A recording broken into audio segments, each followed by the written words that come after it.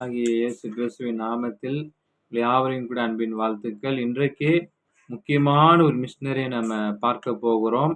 அவர் யார் தெரியுமா? William carry. இன்றைய மிஷனரி இயக்கங்களின் தந்தை என அழைக்கப்படுகிற வில்லியம் கேரி குறித்து பார்க்க போகிறோம். வில்லியம் கேரி வேத புத்தகத்தை பல மொழிகளில் மொழிபெயர்ந்தது. உலகத்துல 1/3 பங்கு கொடுத்து உதவியவர்.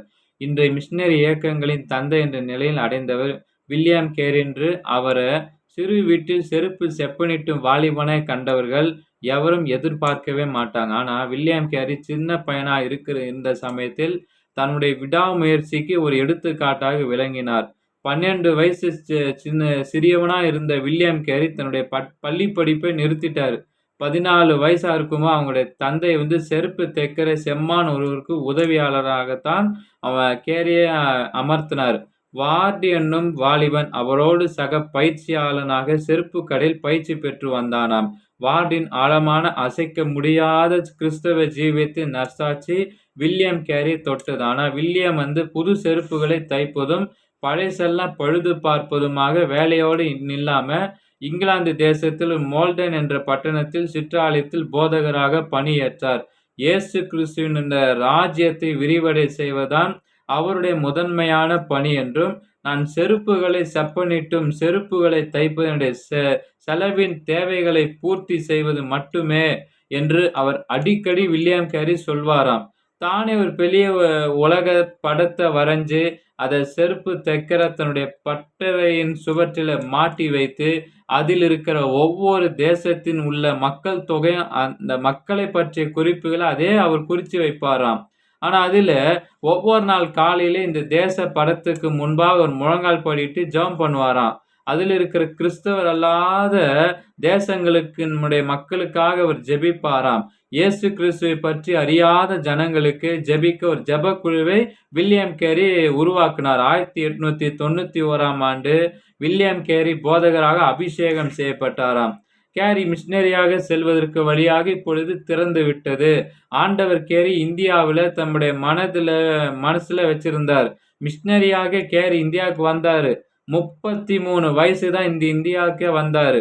ஆனா வில்லியம் கேரி அயல் நாட்டுல இந்தியாவுக்கு செல்வ ஏதோ ஒரு புத்தி மாறாட்டம். ஆனா அவருக்கு ஏதோ பார்த்தீங்கன்னா நண்பர்கள், அவரோடு இருக்கிற உறவினர்கள் எண்ணி கலங்கி போயிட்டாங்க. ஆனா வில்லியம் கேரி உறுதியான இந்த நம்பிக்கை, ஆழமான பாரத்தோடு அவர் காணப்படுறாரு. ஆனா நீண்ட கடற்பிரயாணத்திற்கு பிறகுதான் வில்லியம் கேரி வங்காள மொழியை கற்க ஆரம்பித்தாராம். இந்தியாவுக்கு இறங்கிய உடனே இந்திய மக்களோடு வங்க மொழியில் பேசவும், ஆண்டவருடைய வார்த்தையை பிரசங்கிக்கவும், வேத வசனங்களை மொழிபெயர்க்கவும் அவர் ஆரம்பித்தார். நிச்சயமாகவே ஆண்டவர் கேரியை தம்முடைய உயர்ந்த திட்டத்தை நடத்தினார். மொழிகளை கற்கிற வாஞ்சை அவருக்கு கொடுத்தார். ஆனா வேத வசனங்களை அச்சடிப்பதற்கு அச்சுக்கூடவும் அவர் ஆரம்பித்தாராம். கேரி 7 வருஷமா கடுமையா உழைச்சார். ஆனா அந்த ஊழியத்தின் முதல் கனியாக கிருஷ்ணுபால் என்னும் ஒரு தச்சனுக்கு கேரி ஞான ஸ்நானம் கொடுத்தாராம். அதன் வாழ்க்கையின் மூலமாக பலரை கிறிஸ்துவுக்குள் வழிநடத்தினார். 1898ஆம் ஆண்டு இங்கிலாந்தில் இருந்து இன்னும் 4 பேர் கேரியோடு ஊழியத்தில் பங்கு பெற்றார்கள். செராம்பூர் என்ற இடத்திலிருந்து தான் அவர்கள் ஒரு இந்தியாவில் உள்ள பல பாகங்களுக்கு சென்று கிறிஸ்துவை பிரசங்கித்தார். 1800ஆம் ஆண்டு செராம்பூர் கல்லூரியினை கேரி நிறுவினார். மேலும் ஒரு அனாதை இல்லத்தையும் தொழுநோய் மருத்துவமனையை அவர் வில்லியம் கேரி ஏற்படுத்தினார். கேரி இந்தியாவுக்கு ஊழியம் செய்து 22 ஆண்டு காலத்தில் 765 பேர் கிறிஸ்துவுக்காக ஆதாயப்படுத்தினார். கேரி மரிப்பதற்கு முன்னால் இந்தியாவில் 26 சபைகள் எழும்பின.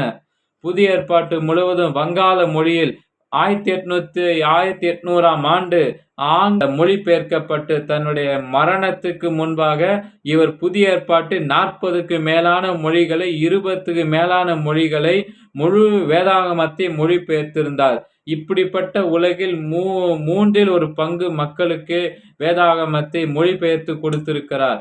இவரது வேண்டுகோள் என அரசாங்கம் இறந்த கணவரோடு அவரது மனைவி உயிரோடு எரிக்கும் உடன்கட்டை ஏறுதல் என்று பழக்கத்தை எதிர்த்து ஒரு சட்டத்தை ஏற்று அதற்கு தடை விதித்து அது மட்டுமல்லாமல் உயிர் பலியாக பச்சிளம் குழந்தைகளை கங்கை நதியில் தூக்கி எறியும் பழக்கம் தடை செய்யப்பட்டதற்கு யார் தெரியுமா காரணம்? வில்லியம் கேரியே காரணம். ஆனா வங்க மொழியில் புதிய ஏற்பாட்டின் 8ஆம் பதிப்பினை அவர் முடித்த பின்புதான் 72வது வயசுல என் வேலையே முடிஞ்சிச்சு, ஆண்டவருடைய சித்தத்துக்கு காத்திருப்பது மேல் இனி நான் செய்வதற்கு ஒண்ணுமே இல்லை என்றார். 2 ஆண்டுகளுக்கு பிறகு 1834ஆம் ஆண்டு ஜூன் மாதம் அவர் மரித்தார். திறம்பட அறியாதோர் சேவையினை செய்த இவரை இந்தியாவின் அருட்பணியின் தந்தை என்று அழைப்பது மிகவும் பொருத்தமாகும். ஆமென். God bless you.